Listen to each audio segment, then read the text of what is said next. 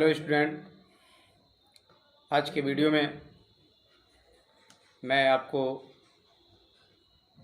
DNA के बारे में बताऊंगा।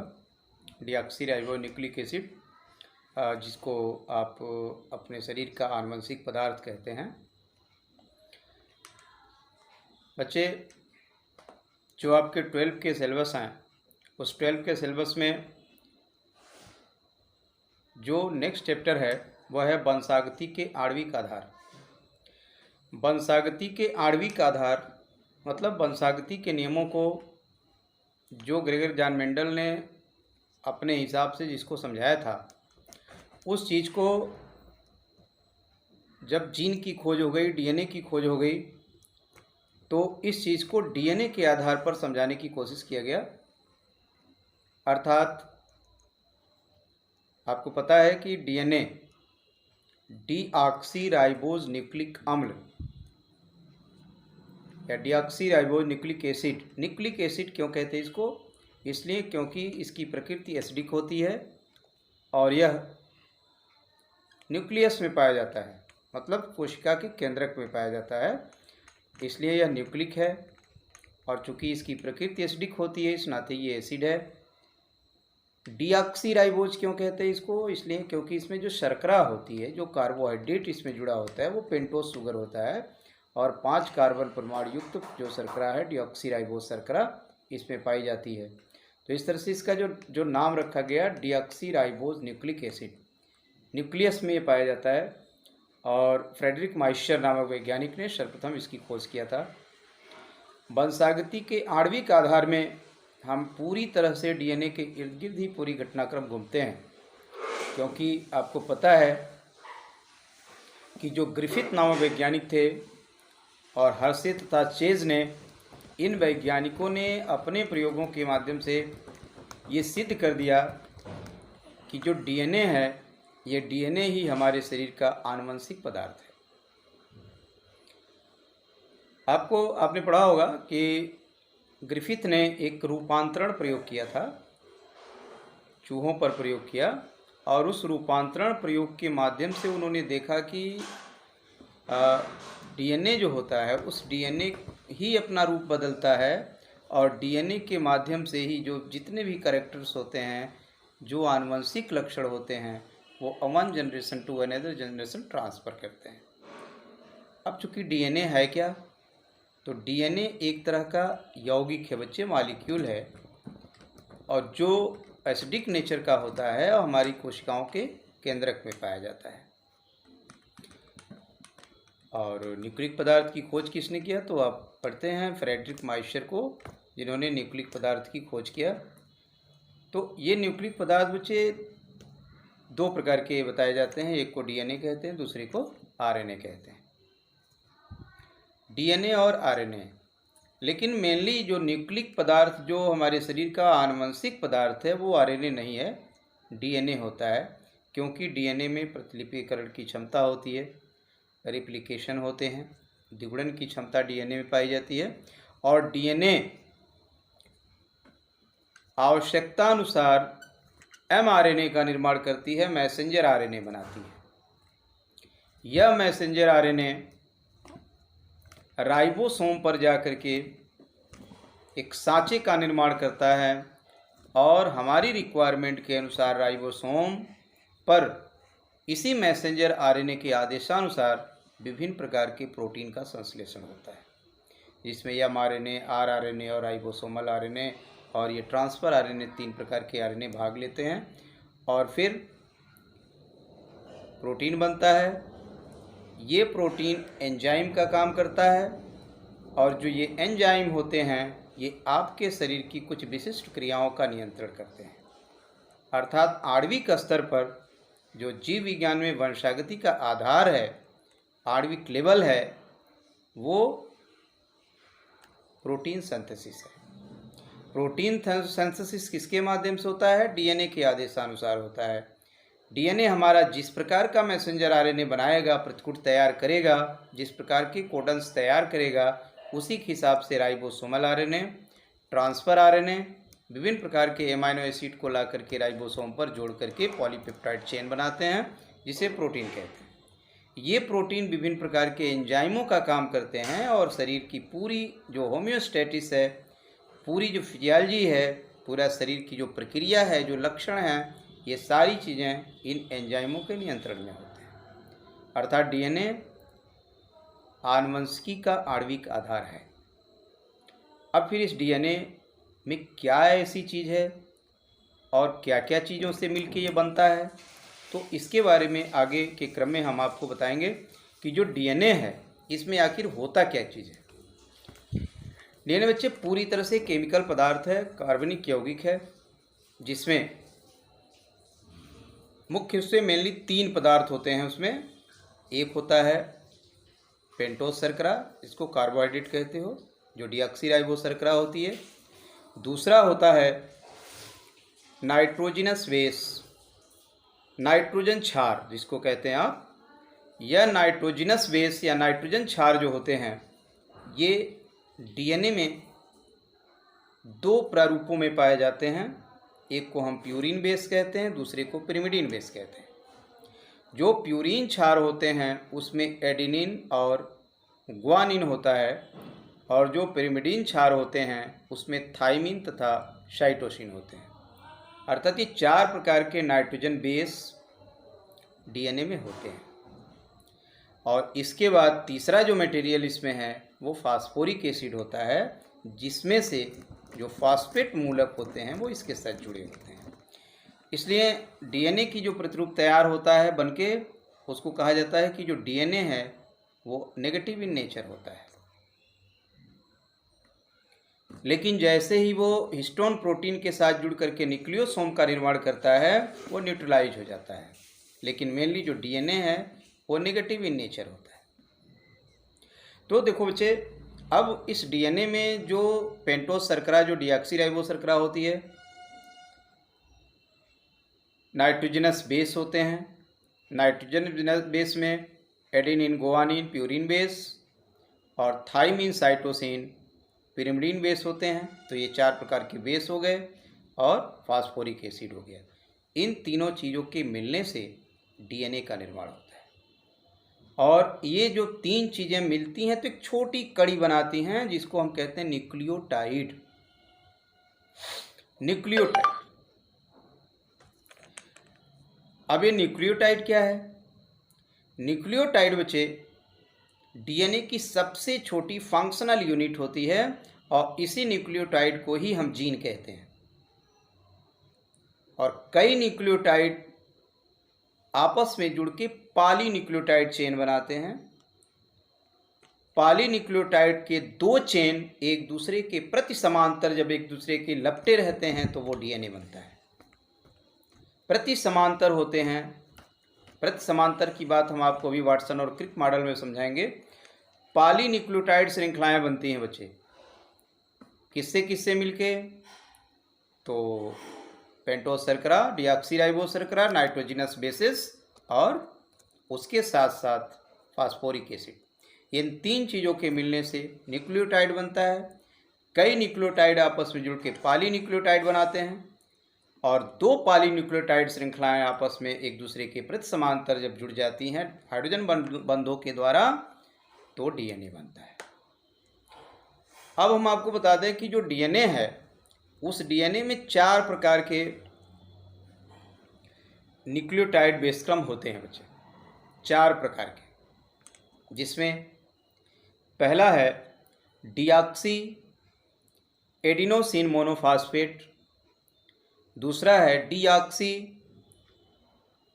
ग्वाइनोसिन मोनोफॉस्फेट, तीसरा है डीऑक्सी साइटिडिन मोनोफॉस्फेट, और चौथा है डीऑक्सी थाइमिडिन मोनोफॉस्फेट। अर्थात 4 प्रकार के न्यूक्लियोटाइड बनते हैं।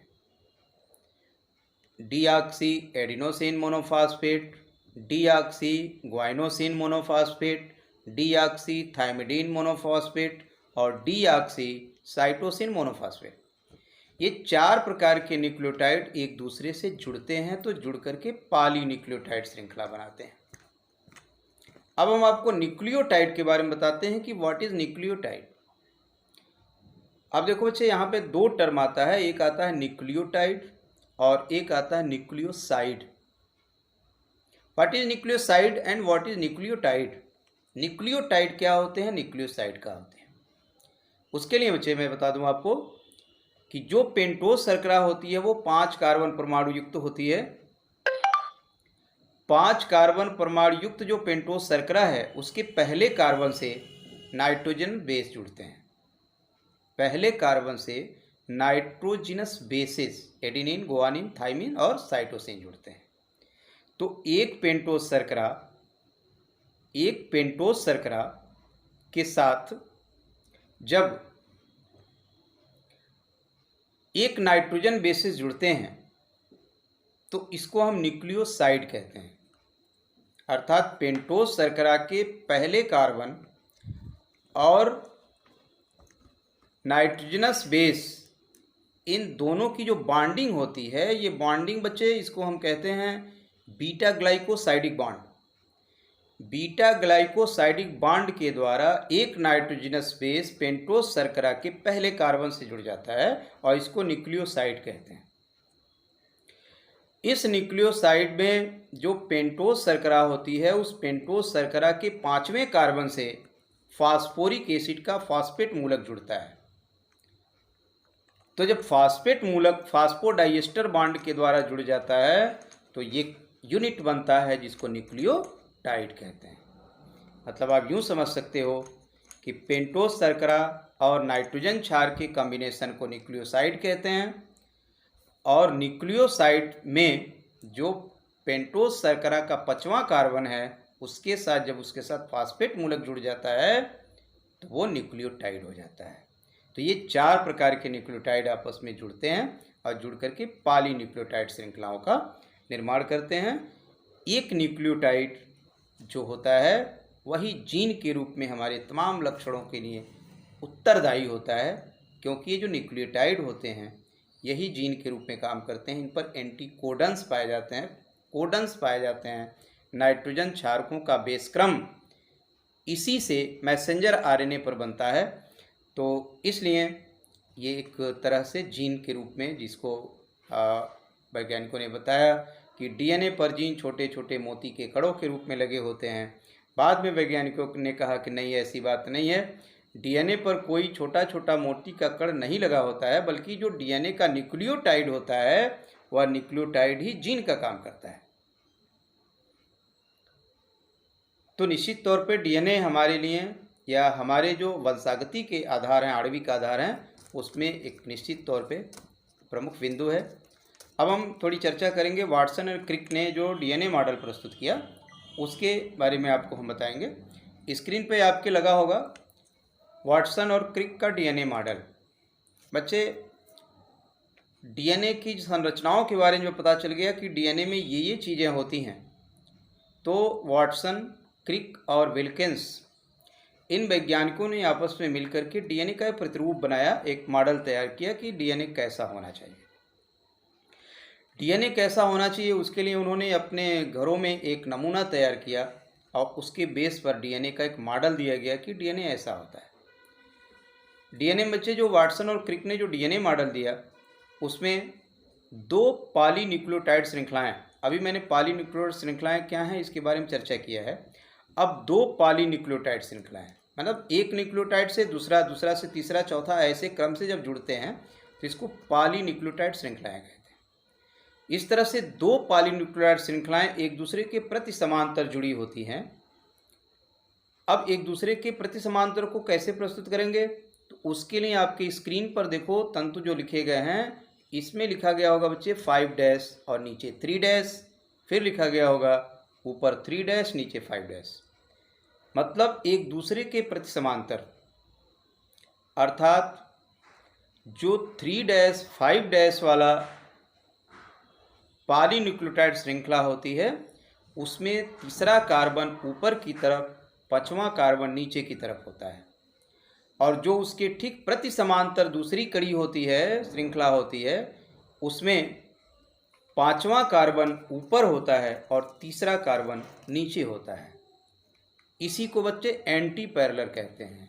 आप यूँ समझ लें इसको कि दो मनुष्यों को अगर हम एक साथ लिटाते हैं और एक मनुष्य का सर दूसरे मनुष्य के पैर की तरफ रहे तो उसको एंटी पैरेलल कहते हैं। इस तरह से दो श्रृंखलाएं एक दूसरे के साथ जुड़ती हैं और जुड़ने के बाद जो उनका राउंडिंग होता है वो दक्षिणावर्त राउंडिंग है और इसका जो व्यास होता है बच्चे वो 20 एंगस्ट्रॉम का होता है।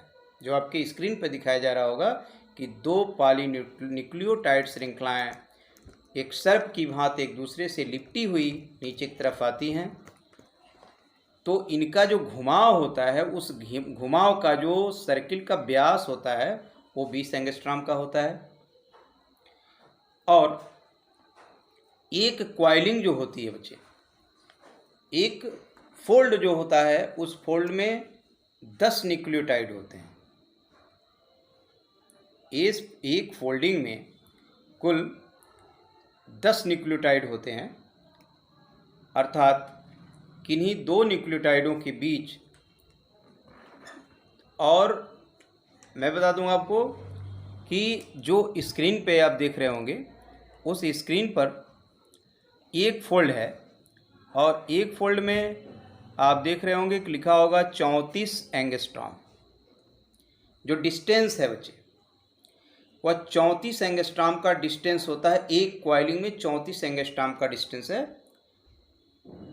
और इसमें न्यूक्लियोटाइडों की संख्या अगर 10 है तो किन्हीं दो न्यूक्लियोटाइडों के बीच में कितना डिस्टेंस हो सकता है, तो उसमें 34 में 10 का डिवाइड करते हैं 3.4 एंगस्ट्रॉम का डिस्टेंस किन्हीं दो न्यूक्लियोटाइडों के बीच होता है। किन्हीं दो न्यूक्लियोटाइडों के बीच 3.4 एंगस्ट्रॉम का डिस्टेंस होता है। डीएनए के एक कुंडलन में की जो डिस्टेंस है वो 34 एंगस्ट्रॉम होती है। एक कुंडलन में 10 न्यूक्लियोटाइड होते हैं और जो डीएनए के दोनों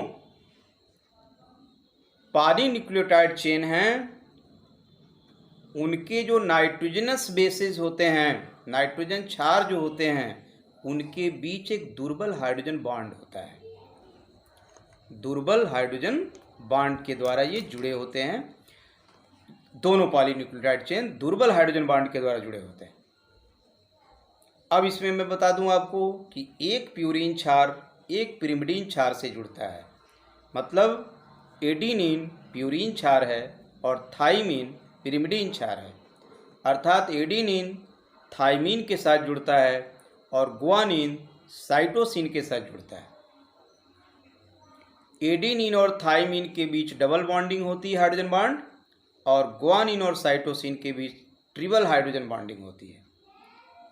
तो ये जो प्रतिकृति आपको दिखाया गया ये वाटसन, क्रिक और विल्किंस द्वारा दिया गया डीएनए प्रतिरूप था, जो आज भी सर्वमान्य है कि डीएनए द्विकुंडलित संरचना होती है।